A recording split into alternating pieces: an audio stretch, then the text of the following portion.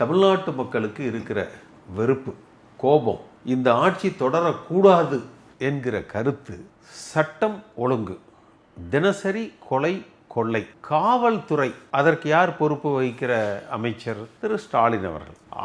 அந்த காவல்துறையினுடைய மெத்தன போக்கு, கட்டவிழ்த்து விடப்பட்டிருக்கிற அந்த சட்டம் ஒழுங்கு பிரச்சனைகள், அடுத்து மது, போதைப்பொருள் நடமாட்டம், டாஸ்மாக், பட்டி தொட்டி எங்கும் டாஸ்மாக் கடைகள் அதிகமாக இருக்கு. வெளிப்படையாக அவர்கள் என்ன சொல்றாங்கன்னா, அதிமுக ஆட்சி காலத்தில் இருந்த அதே எண்ணிக்கை தான், அவர்கள் 500 குறைச்சாங்க, நாங்களும் அந்த இதை குறைச்சலான நம்பரில் தான் வச்சுருக்கிறோம், புதுசாக நாங்கள் கொடுக்கலைங்கிறாங்க.